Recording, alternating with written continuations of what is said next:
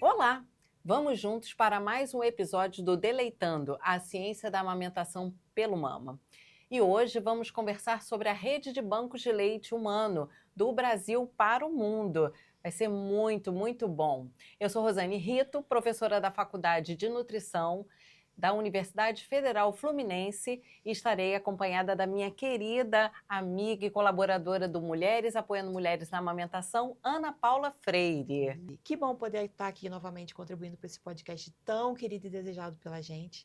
Também sou enfermeira intensivista no Instituto Nacional de Traumatortopedia pelo Ministério da Saúde. Contribuo também com o trabalho de amamentação junto ao GETIAN, que é o Grupo Técnico de Aleitamento Materno da Secretaria de Estado. Isso aí. E a gente precisa dar destaque, né? Porque o Brasil tem a maior rede de bancos de leite e já foi exportado esse modelo para mais de 30 países. Quem vai contar essa história para a gente é Daniela Silva, minha amiga, que é coordenadora do Centro de Referência daqui do Instituto Fernandes Figueira, né? Ela vai explicar melhor para a gente. Dani também é engenheira de alimentos e está nesse trabalho já há muito tempo, né, Dani? Isso mesmo. Primeiro, queria agradecer o convite de estar aqui com vocês nesse podcast, né? Como a Rosane falou, a gente se conhece há muito tempo, a gente está nessa caminhada há muito tempo, né? E a Ana, a gente está conhecendo aqui há pouco tempo, mas a gente conheceu melhor hoje, né? Verdade.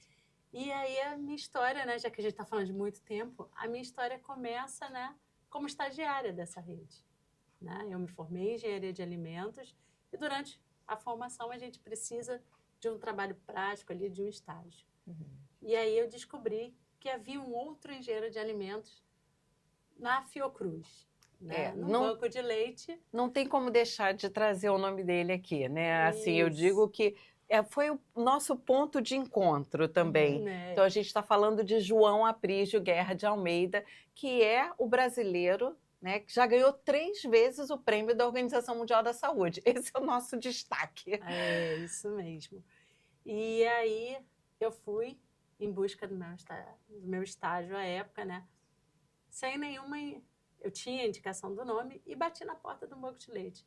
E como muitas pessoas que devem estar ouvindo o podcast, né? Sem saber o que era direito um banco de leite. Realmente. Né? A minha única indicação é que ali havia um engenheiro de alimentos onde eu podia fazer um estágio. E com isso eu fui conhecendo o que é um banco de leite, né?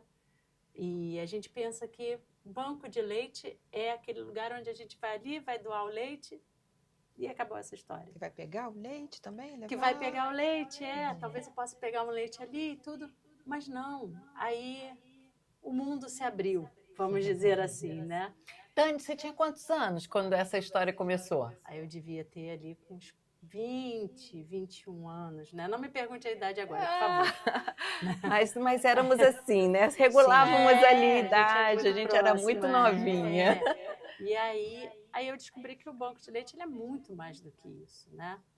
E como a Rosane falou, né, que é uma iniciativa brasileira exportada para outros países, né? E é justamente essa mudança que faz com que a gente abra novas fronteiras, né? Para falar, tentar ser breve nessa história de 80 anos, né, de bancos de leite no Brasil. Inclusive, eu vou te ajudar com essa questão. A gente fez uma pesquisa e viu que a Rede Brasileira de Leite Humano, por iniciativa conjunta do Ministério da Saúde e Fiocruz, iniciou em 98. Mas, se a gente fizer as contas, só o Banco de Leite do Fernandes Figueira, aqui no Rio de Janeiro, ele já tem mais de 80 anos, ou seja, o Brasil foi mesmo pioneiro. E aí, conta essa historinha pra gente. Claro, claro. E a gente comemorou, né, os 80 anos fazem 2 anos atrás. Justamente. Já que esse banco de leite ele é implantado, né, no Instituto Nacional de Puericultura, atual Instituto Nacional de Saúde da Mulher, da Criança e do Adolescente Fernandes Figueira, né? Em outubro, na primeira semana ali de outubro de 1943, 2 médicos, pediatras dessa instituição, que tinham ido a um congresso na França e viram que era possível você armazenar leite humano e manter para aquelas crianças ali em situações de vulnerabilidade, ou seja, crianças que estavam na UTI neonatal, e imagina aquela UTI neonatal em 1943, né? Nossa. Então, eles trouxeram essa ideia para o Rio de Janeiro, né? Para esse instituto. E ali começaram. Mas não era um banco de leite como a gente conhece hoje. Era um banco de leite, aí sim, voltado somente para esse processo de doação e oferecer esse leite. E mais do que isso, o leite humano, ele vem para o Brasil com a mesma ideia dos anglo-saxões, da França. Ele é um medicamento, ele não é um alimento. Então, ele só é utilizado em momentos de intercorrência onde a medicina não está mais conseguindo responder. Né? Então, ele era utilizado nesse momento. Nossa, que interessante. E para ter esse leite ali disponível, foi criado os campos, compra e venda, para que você pudesse manter. Então, o próprio Instituto Fernandes Figueira, dentro desse espaço, né, conhecido como Banco de Leite Humano, também existia uma cozinha. Existiam consultórios, porque essa mãe vinha doar o leite e ali ela tinha a consulta para toda a família, né, os outros filhos que vinham com ela, tinha uma consulta médica, e por ela passar um dia inteiro, né, dentro do banco de leite, ela tinha café, almoço e o lanche da tarde, para todo mundo que ali ia. Né? Mas essa história mudou muito, né? Eu lembro, assim, que eu fui da primeira turma de formação do controle de qualidade, processamento e controle de qualidade de leite humano. Isso, ó, tem muito tempo. Isso aí lá pelos idos de 98, né? Então, fala um pouco para a gente, né? Como é que se dá essa estrutura mais complexa dentro do banco de leite? Então, ela se dá ali no finalzinho da década de 70, começo da década de 80, onde o Brasil tinha altos níveis, né, de mortalidade infantil. Se a gente olha para o quesito neonatal, que era desnutrição, diarreia. E aí o Ministério começa a se preocupar com essas taxas. Vamos investir em quê? Vamos investir no aleitamento materno. Porque se você fala que é desnutrição, ok, você tem outras formas de alimentar.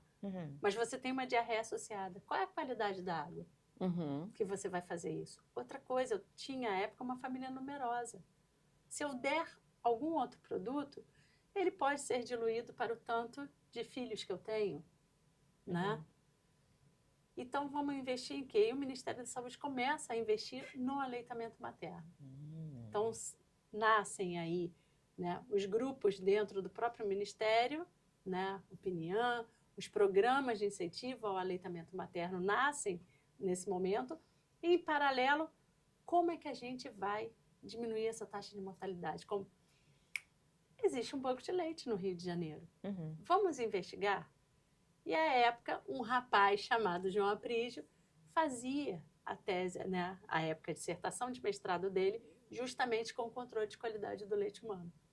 Então, foi uma união de esforços. A Fundação Oswaldo Cruz, o Ministério da Saúde e essa nova equipe com um novo olhar, trazendo a tecnologia de alimentos para dentro do banco de leite. Então, deixa de ser medicamento, né? O leite humano deixa de ser encarado como um medicamento, passando a ser encarado como um alimento. Isso, e um alimento funcional. Sim. Porque é o único que tem fatores de proteção, é o único que seus nutrientes fazem uma imunomodulação ali para que esse corpo prematuro seja capaz, né, de se desenvolver ali, né, de forma esperada. E mais do que isso, se hoje em dia a gente vai ver a pesquisa avançada, a gente vai vendo que pequenos constituintes causam ali um apoio ao desenvolvimento dessa criança. E aí, instigando um pouquinho mais, se a gente fizer uma comparação com o que era feito antes, com o que era feito agora, o que você percebeu de maior diferença numa questão quanto ao processamento mesmo? Recurso tecnológico, né? Porque a gente fica imaginando como é que é a estrutura disso, como são os recursos tecnológicos para que isso seja feito. E com certeza não são como os de anos atrás, né? E o que você mais percebe que, nossa, como isso mudou muito, imagina como era antes? Bem, foi como eu falei para vocês, né? Numa primeira visão, a gente tem ali o processo de amamentação em si. E aí eu não vou falar de uma tecnologia pesada. A tecnologia pesada vem daqui a pouco. A primeira tecnologia, realmente, é o aconselhamento rogeriano aplicado a bancos de leite humano, ou seja, a valorização dessa mulher. Independente de eu precisar de leite humano para que eu possa pasteurizar e entregar para um prematuro internado, eu tenho a mãe dele do lado dele, a beira-leito. Perfeito. Eu tenho outra, se eu tiver, né? Se eu quiser ampliar a minha coleta de leite, eu tenho que ampliar o número de mulheres que amamentam. Então, esse novo modelo, né, como a gente diz, o novo paradigma da rede, é trazer a mulher para o centro da cena e apoiar. E se a gente for hoje buscar na legislação, qual é a definição de banco de leite? Um banco de leite é um centro de promoção, proteção e apoio à mulher que amamenta. Promoção. A promoção do aleitamento materno é uma coisa que é um dos objetivos desse podcast também. Claro. Isso. Né? A proteção é a legislação. É essa rede de bancos de leite humano que, junto com o Ministério da Saúde, junto com outras entidades, a gente constrói a legislação em favor do aleitamento materno. E o apoio é o que o movimento dos bancos de leite, do Grupo Mamas e de tantos outros profissionais de saúde fazem. É aquela mulher, né, que ela passa por um período ali de intercorrência, é a mãe de primeira viagem, que se ela não teve ali alguma experiência familiar entre amigas, na vida dela, ela vai colocar no peito, e aí, eu vou colocar só o bebê morde só o bico, o bebê e a bocanha toda a mama. E aí que mora os principais. Como é que eu faço? Que da mulher posição? velhice. Não, se eu deitar, eu vou matar o bebê. Não. Busque esse apoio, que já está ali na nossa definição, está na legislação. É uma casa, dentro do né? banco de leite. É Uma uma casa de apoio à apoio. amamentação. Certo. E continuando essa definição, aí vem as tais das tecnologias hard, que todo mundo É, fica vibra. esperando, né? Imagina eu, enfermeira, ter se visto com aqueles recursos todos. Mas eu acho muito bom o contraponto que você fez em relação a isso, onde não adianta a tecnologia dura, né? A gente está falando de mulheres, a gente está falando de leite humano. Isso nunca foi esquecido, isso é ótimo. Isso mesmo. E aí vem essa mulher que é solidária, que ela está ali na sua casa, amamentando, vendo seu filho crescer, com ele nos braços e tudo. E ela tem essa sensibilidade que tem outro bebê esperando para ir para o colo da sua mãe. E ela vai, tira esse leite, ela doa para o banco de leite e esse leite vai passar por um processamento e controle de qualidade. Então, foi nessa quebra desse paradigma que a gente traz para dentro do banco de leite a tecnologia de alimentos.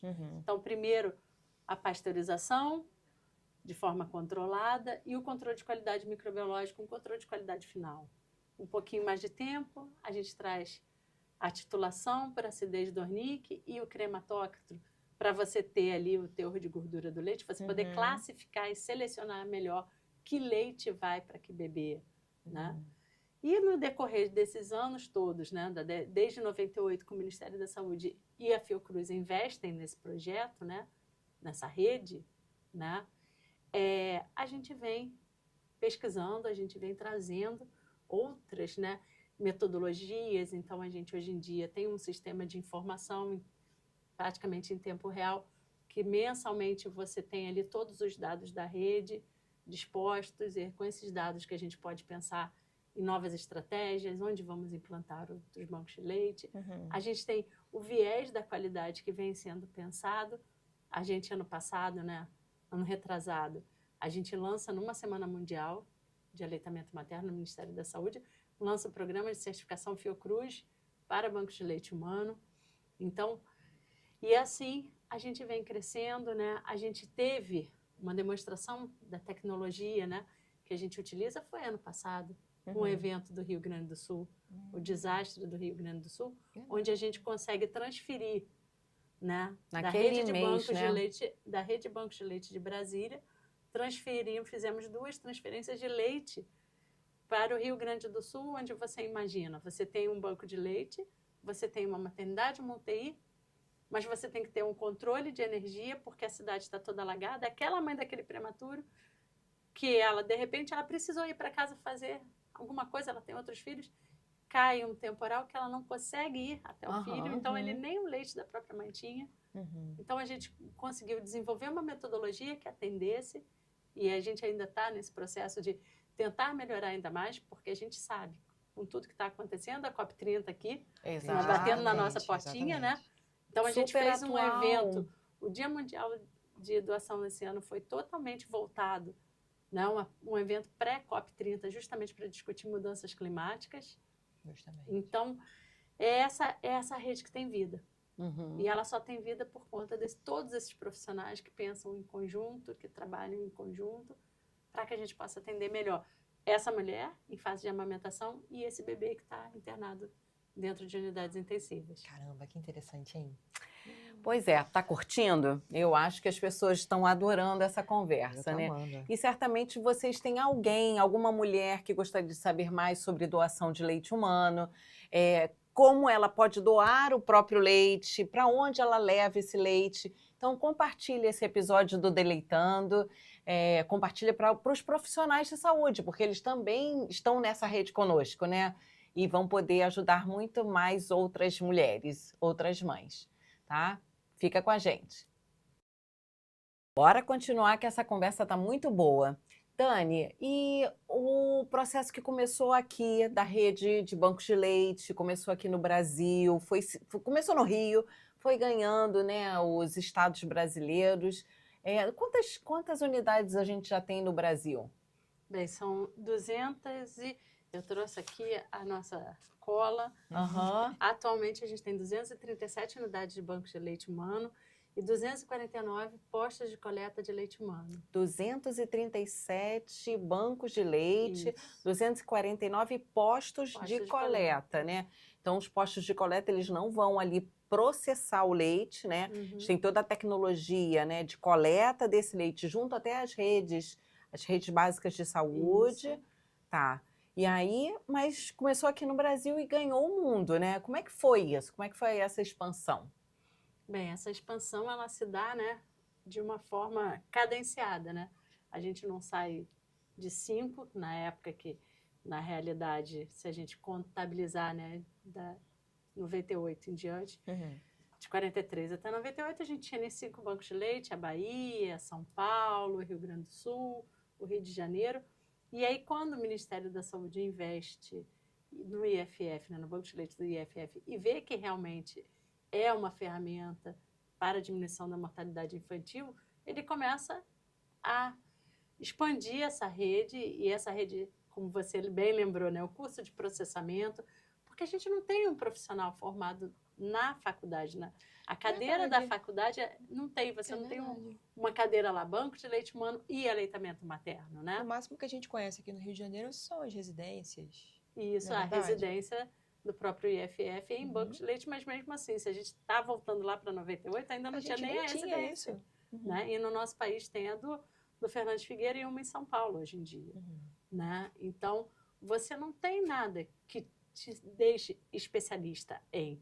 Então, é esse momento também dessa modificação, e a gente pode ter o conhecimento, o ensino, como uma tecnologia dessa rede, para formações de profissional, para fazer esse capital social dessa rede, né?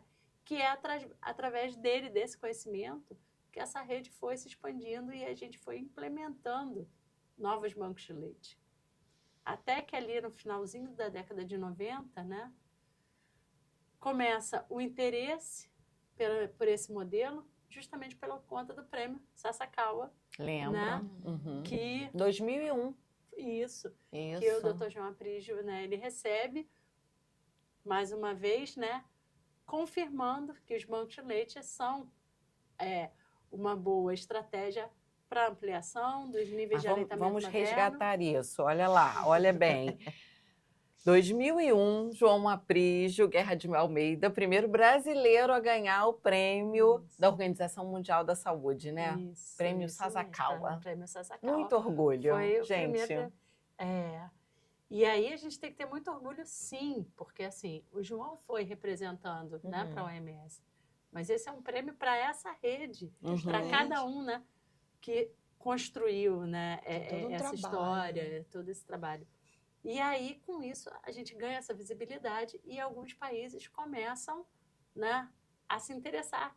Mas que modelo é esse? Qual é essa diferença? Que negócio é esse de alimento funcional que pasteuriza, né? E começam a buscar essa identidade junto com a gente. Então, começa pela Venezuela, Uhum. Equador, e aí em 2005, e aí, né, antes de 2005, antes do Congresso, né, Internacional, a gente tem ali a Agência Brasileira de Cooperação participando também, né, dessa ampliação. Itamaraty. Isso, é o Aí já Ministério das começa. Relações Exteriores Exteriores. que ele vem em parceria e fala, não, precisa de um apoio, né? A gente não pode entrar na casa dos outros sem ser convidado. Uhum. Então, por mais que um país esteja interessado, é uma relação interministerial, é uma relação de chancelarias, e a gente começa a desenvolver o mesmo modus operandi que a gente usava aqui, que é ir numa secretaria de Estado e falar, olha, banco de leite, onde que vamos implantar um banco de leite? Olha, tem que ser numa unidade materno-infantil, onde tenha, né, o objeto ali, que são mulheres amamentando, crianças que precisam desse leite. Então, a gente começa a criar ali um projeto de implementação nos outros países. E, com isso, aos poucos, E eu acho que vale a pena destacar, Ana, que assim, eu tenho algumas amigas que a Ana é enfermeira, né? Eu nutricionista, uma engenheira de alimentos, Engenheira de mas a gente tem um monte de gente conhecida nossa que são as consultoras internacionais, né? Que levam essa expertise da rede para os outros países, né? Então isso é super legal também. como eu falei, né? Falei que, assim, quando todos nós construímos essa história, né? Isso. E existem pessoas que também, dentro dessa própria rede, que nos ajudou, profissionais que nos ajudaram a ir, né, Até lá. também a esses países. Então, por exemplo, profissionais do Banco de Leite de aqui de Niterói, Sim, a Fernanda Fernandinha, Lopes. ela foi uma dessas consultoras, né, do Nordeste. A gente tem a Celina Lira, que é do IMIP. Então, elas nos apoiaram muito. E assim, o mesmo movimento de construção no Brasil é o mesmo movimento utilizado nesses outros países. Então, a gente tem o curso de processamento, a gente treinava as equipes dentro do banco de leite. É assim, se hoje, vamos dizer, né, a gente tem uma nova maternidade aqui em Niterói, né? Na verdade, não nova, uma reformada. Sim, Alzira Reis, uma né? Alzira Reis reformada. Então, se, por exemplo, o diretor de lá, ele fala, poxa, eu gostaria de ter uma unidade de banco de leite dentro do meu serviço, ele vai entrar em contato com a rede, ele vai dizer, olha, tenho esse espaço. E nós, né, da Secretaria Executiva dessa rede, a gente vai buscar como é que a gente vai fazer o layout desse banco de leite, será que respeita ou não a legislação vigente? Tem toda uma normativa. Tem todo isso, a gente vai ali apoiando aqueles, não, olha, os equipamentos são esses, quem pode te ajudar é essa instituição, aquela outra instituição, a gente vai até esse banco de leite treinar, ou eles vão até o nosso banco de leite para treinar, e é esse o processo. Então, a gente começa a expandir isso. E se a gente for buscar o histórico dessa expansão, né, a gente tem a Rede Brasileira de Bancos de Leite, dessa rede de bancos de leite surge o Centro de Banco de Leite Latino-Americano. Sim. E daí a gente amplia um pouco mais. Ibero-América. Né? Ibero-americano, e daqui a pouco virou. Vai para a África, vai ser Ibero-América. E aí foi no Congresso de 2005 que a gente, dentro da Carta de Brasil, no 2015, a gente coloca a Rede Global de Bancos de Leite 2015, humano. né? Né? Então, a gente, à época, cada 5 anos, a gente fazia um congresso com uma diretriz, que terminava sempre com a construção de uma diretriz, para que toda a rede se embasasse, e aí sai a Rede Global de Bancos de Leite Humano. Eu estava aqui pensando, né? Quando a gente fala de outros países, outros lugares com uma realidade diferente da nossa, né? Com questões em saúde materna e infantil diferentes das nossas, eu fico pensando a respeito das particularidades de cada lugar. Então, você consegue contar para a gente como Quais são as particularidades da implantação de banco de leite em outro país? É, Né? conta Porque a pra gente gente fala uma muito do nosso, curiosidade. né? Mas a gente está pensando aqui em outros países também como isso Queremos seria. saber. Você falou da África, Venezuela, fiquei pensando aqui comigo, gente, como seria, né, isso? Porque é muito fácil a gente falar Mas, da nossa realidade, mas da realidade dos outros países, como seria? mas tem Portugal, tem lá Tem. Holanda, se não me engano. Não. Portugal e Espanha. Portugal, Espanha. Na Europa é Portugal e Espanha. Uhum. Bom, aí eu vou jogar outra pergunta para vocês. Hum. A gente não é tão diferente assim. E que bom, então, né? Olha a extensão desse país que a gente vive. Uhum. Se a gente tem um banco de leite num grande centro que é São Paulo, São Paulo, a gente tem que chamar a atenção que, em termos de redes estaduais, São Paulo é a maior rede de bancos de leite estaduais do nosso país. Tanto é que é o único estado que tem 2 centros de referência. Um no interior Sim. e um na capital. Então, você pega uma big metrópole igual São Paulo. Totalmente tecnológica, totalmente, né? Que eu fico 24 horas. Porque eu fico pensando muito nas barreiras culturais e estruturais. E aí Ela tá você te provocando. Tem o norte. Ela bom, tá te adoro. provocando. Você tem o Você pensa que eu não norte, gosto? E você tem o norte que você tem que chegar na casa de alguém de popopó, Vai de Entendeu? barquinho. de um barquinho, né? E você transporta esse leite através dessa rua fluvial, né? Vamos dizer assim, né? Você tem ali uma população indígena, você tem o sul, que foi totalmente colonizado, né, pela Europa, com seus conceitos. Olha que ela trouxe uns tópicos Você- interessantes também. E aí, qual é a diferença que você encontra? É Se a verdade. gente tinha ali anos de experiência no Brasil, né, onde você tem essas diferenças culturais, né, você tem ali um povo que tem uma dieta rica em pimenta, o outro rica em carne, o outro, né? Os sotaques, os nossos sotaques são totalmente diferentes. Você tem essa questão da locomoção, que em algum lugar a gente vai de barco, outro lugar a gente está de bicicleta, São outro os lugar... Brasis. São os Brasis. E é Legal. isso que permitiu a gente ir lá para fora. Muito bom. Né? A única especificidade que eu iria te falar é isso. É uma cooperação técnica internacional baseada em relações entre ministérios.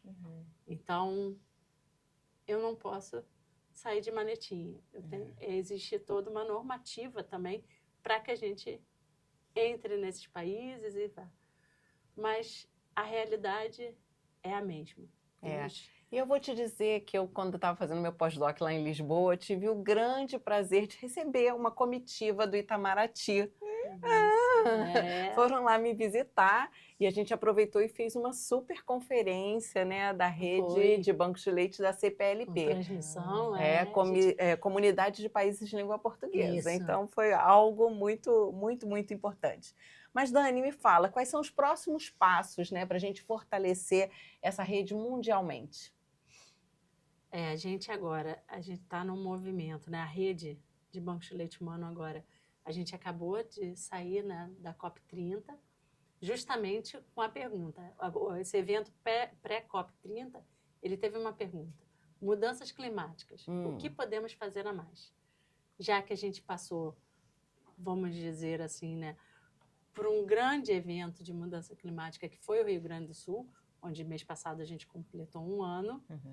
Então, a gente, né, a rede, ela junta personagens, mais uma vez, os centros de referência, os representantes de centro de referência, bancos de leite da Colômbia, os representantes do Uruguai, Paraguai, Argentina, né? E, de forma remota, a gente consegue reunir, até mesmo com outras redes de bancos de leite, né? Com a rede europeia de bancos de leite, a gente se reuniu nesse momento, com o México, El Salvador, estava de forma presencial, para a gente discutir. Daqui para frente, a gente tem, a única certeza que a gente tem é essa. As mudanças climáticas, elas estão acontecendo. E por mais que a gente pense mudança climática em ambiente, o ambiente afeta a saúde. E vai afetar a saúde dos pequenos prematuros. E como é que a gente vai lidar com isso? Né? A gente, dessa vez... E uma coisa importante, quando a gente falou de tecnologia, né, trazendo de volta isso, o banco de leite ele está sempre focado em tecnologia de baixo custo com alto rigor técnico, Certo. né? Uhum. Então, a rede parou e pensou em toda uma metodologia de transporte seguro, viável, e nesse momento a gente tem que agradecer a FAB, que foi muito importante nesse transporte, né? Então, metodologia segura e viável para que esse leite chegasse a essas crianças, né? A gente já passou por isso outras vezes. Aqui no estado do Rio, a gente tem Sim, as questões de Teresópolis. Teresópolis, Friburgo, onde sair do Rio de Janeiro para a nossa serra é muito mais fácil do que quilômetros e quilômetros de distância. Então foi no Rio Grande do Sul, né? E aí a gente agora tem esse foco dentro da rede para a gente trabalhar nessa parte, né, da nossa história. Mas, por um outro lado, foi o que eu falei também lá no comecinho. A gente, em 2023, a gente lança um programa de certificação Fiocruz para bancos de leite humano. Então, agora a gente vem trabalhando nessa metodologia para avaliar o grau de conformidade que cada banco de leite humano ele exerce seus processos. Então, é uma metodologia que está baseada em uma história, né? Não é uma metodologia que a rede ela desenvolve hoje, na realidade vem o desenvolvimento, né? Tem teses produzidas dentro da Fiocruz que embasam esse programa. Uma das teses é a minha tese, né? Que eu trabalhei com controle de qualidade na minha tese, né? Programa de ensaios de proficiência. Então, ele também faz parte dessa construção, desse programa grande de certificação. E agora a gente está trabalhando nessa linha. A gente começou, na realidade, o pontapé inicial foi em 2023, quando a gente lança, e a gente aplica esse programa em todos os bancos de leite da rede do DF. Lembrando também que a rede do DF, a rede de bancos de leite humano do Distrito Federal, é muito importante, é muito cara para a gente, porque é o único lugar no Brasil onde não se utiliza fórmulas em unidades hospitalares. Gente, isso é Nossa. uma grandeza. Miriam, né? Miriam Vamos mandar um Santos, beijo para nossa Miriam, que é magnífica, o esforço. Toda essa equipe, né, do DF. Então, por exemplo, mesmo você estando ali com seu bebê no alojamento conjunto, se você está naquele momento de apojadura, que a gente sabe, né, que está começando ali a descida do leite, então, mas essa criança precisa se alimentar. O banco de leite fornece esse leite. É incrível. Ele consegue extrapolar as ações justamente por causa de uma parceria. O DF ele tem grandes parcerias, não só com o governo do DF, mas os bombeiros, Amigo do Peito, o Rotary, Eu o acho que é a questão da cultura de amamentação, né? Que Brasília tem, é fantástico. Por exemplo, banco de leite humano num hospital de Forças Armadas. Sim. Também. A gente tem aqui um posto de coleta no Hospital do Exército, aqui no Rio, mas eles foram pioneiros também nessas ações. Então, a gente mais uma vez, agradece até Brasília por ter, né, permitido que a gente iniciasse por eles essas ações. Ano passado, a gente realizou, né, a auditoria pelo programa de certificação em todos os centros de referência do Brasil. E aí, agora, essa metodologia a gente está adaptando para uma forma, né, tecnológica, né? Vai ser um aplicativo no celular, onde os bancos de leite poderão se autoavaliar, né, quanto o seu grau de conformidade.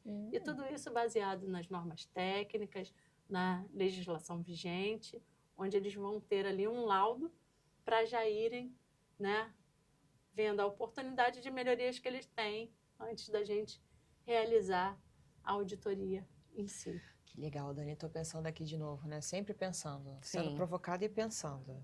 E assim seguimos. Eu fico pensando, a gente tem aqui um podcast, né? Que a nossa intenção é ganhar todo o território nacional e o mundo, obviamente. Mas a gente também fica pensando nas campanhas de doação de leite, né?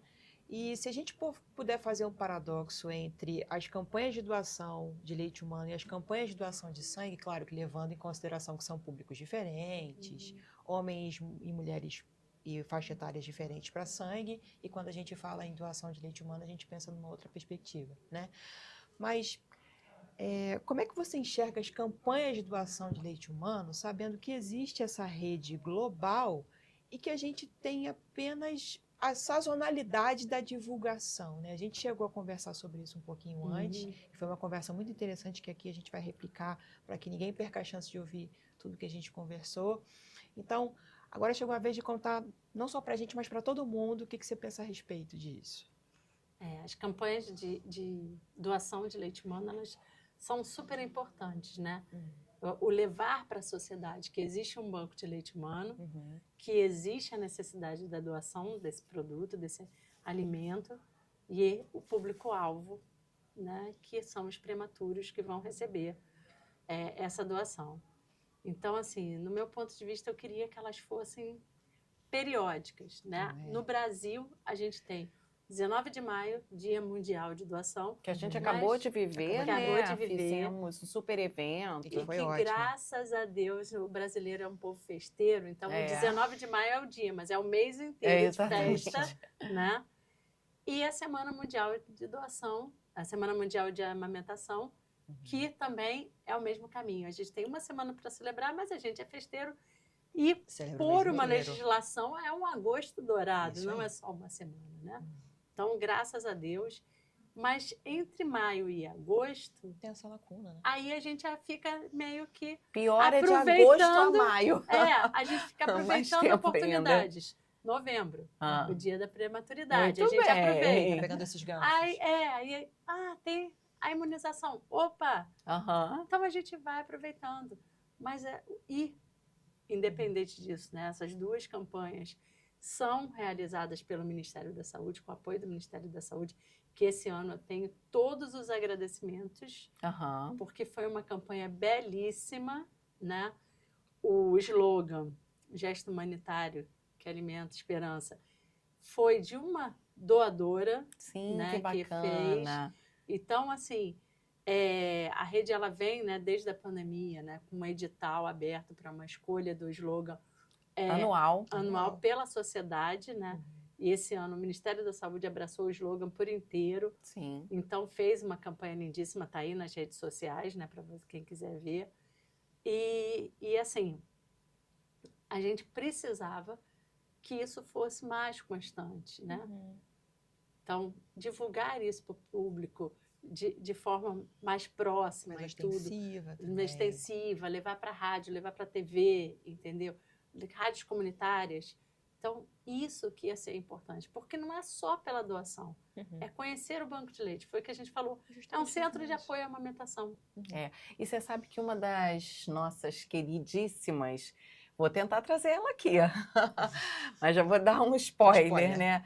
Mas é Maria Paula, né? Maria Paula, que foi do Cacete Planeta, hoje é embaixadora da Unicef, da Paz, né? Maria Paula esteve presente com a gente em diversas campanhas, né? Resgata aí aquela que você falou para mim. Ela teve, quando ela teve o primeiro bebê, depois ela fez uma campanha de retorno ao trabalho pela Sociedade Brasileira de Pediatria, se eu não me engano. E aí ela fez uma que eu acho que, assim, esse slogan, né, que ela, na campanha dela, ela defendeu, acho que para mim é o que significa a doação. Doar leite materno é multiplicar vida com esperança. É somar saúde e solidariedade. É dividir o alimento mais completo que existe. É diminuir a mortalidade infantil. E é igual amor. Quanto mais a gente doa, mais a gente tem. Uau. Então, assim, essa é uma campanha, né, que a ideia foi usar os sinais aritméticos e trazer o que é a doação. Super objetivo, inclusive. E a doação é isso. É uma mãe que está em casa com seu bebê no colo, está vendo que o bebê está crescendo bem, está ali desenvolvendo bem, está, né, ganhando peso. Não tem a história, uma preocupação, né? E não tem a história da poupança do leite, né? Que vou doar e não vou ter. E aí ela não precisa ter medo, porque para ela, quanto mais ela tirar, mais volume ela vai ter. Isso aí. E outra, volume acumulado na mama pode gerar uma intercorrência. Pode. Pode Isso dar. a gente levando em consideração, obviamente, a todos que estão nos ouvindo, que existem casos e casos. Isso, com Mas levando em certeza. consideração do Mas- estímulo de leite, isso contribui muito. Quanto pro mais estímulo você de tira, leite. mais você tem. Então, você não está tirando do seu bebê. Uhum. Você está dando uma oportunidade para que outra mãe tenha o seu bebê no Você colo. está compartilhando. Isso. E é isso aí. Muito feliz, mas estamos chegando ao final de mais um episódio do Deleitando. E aí vou aproveitar para pedir, não posso deixar de passar isso, né, Dani? Dar esse recado aí para todas as mulheres, para os profissionais que estão nos assistindo. Bem, o recado é, se tem uma mulher aí que esteja escutando a gente, que está produzindo leite, um volume maior que seu filho consome, entre em contato com o banco de leite. Como eu sei que a gente tem um podcast aberto na internet, né? Você pode encontrar o banco de leite mais próximo à sua casa, ligando 136, que é o Disque Saúde do Ministério da Saúde, e peça, aonde é o banco de leite próximo à minha casa? Eles vão lhe informar, ou entrando no portal da rede, o www.rblh.fiocruz.br. Perfeito. E ali você localiza o seu banco de leite, ligando para o banco de leite todas as orientações. E você pode ligar não somente para ser doadora, mas caso de dúvidas e afins, você também pode entrar em contato.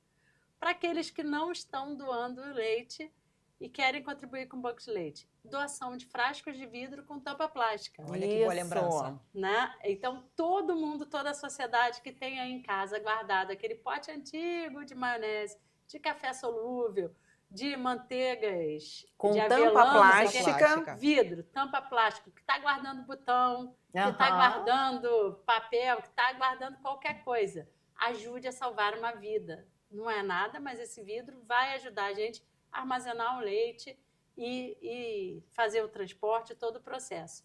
E para os profissionais de saúde que querem conhecer mais da rede, querem maiores informações, é o mesmo site, o www.rblh.fiocruz.br, e ali vocês vão ter todas as informações sobre cursos, eventos, Perfeito. processos e um Fale Conosco, que vocês podem mandar todas as suas perguntas. Dani deu o nome agora, hein? Epa! Viu quanta informação importante? Então, siga a gente nas nossas redes sociais, curta o Deleitando, compartilhe o Deleitando. E aí eu vou até pedir para a Ana. Ana, fala sobre o Mama, para a gente fechar esse episódio. O Mama é um grupo de mulheres consultoras em amamentação, apoiadoras tecnológicas, e estamos presentes lá no nosso Instagram, que é o @mulheresapoiandoamamentação, todos os dias, de 9 às 5, prontas para ajudar e apoiar você. É isso aí. E se por acaso surge uma dúvida de madrugada, manda lá pra gente, A gente né? assiste logo depois. Logo E aí, depois a gente entra em utiliza a contato. mensagem, utiliza videochamadas, a gente sempre avalia caso a caso para ver qual é a sua necessidade para te ajudar da melhor forma. É isso aí. O Mama tá um sucesso. Tá. 11 Então- mil seguidores no Instagram. Muito bem. Muito obrigada, Dani, por você ter vindo participar do Deleitando. Você foi ótima, Dani, arrasou. É. Não, eu que agradeço a presença aqui, e a gente é parceira já de longa data, Opa! logo ali. Né? E Fizemos sempre- doutorado é, juntas. eu tô sentindo essa conexão aqui entre vocês. Conexão. Tô Sempre, sentindo. sempre que precisar, estaremos aqui. Isso aí, somos crias do Fernandes Figueira. Muito bem. E Ana também é Fiocruz. Ana também está fazendo Aperfeiçoamento em comunicação e saúde. na Ah, com Fiocruz. intenções de Então aí tá mestrado. tudo junto e misturado. Isso. E a gente Isso aí. gostaria então de agradecer por esse episódio do Deleitando, que é uma produção do Grupo Mulheres Apoiando Mulheres na Amamentação, em parceria com Telas, Produções e Estudos do Audiovisual, aqui da Universidade Federal Fluminense. Muito obrigada. Êêêê!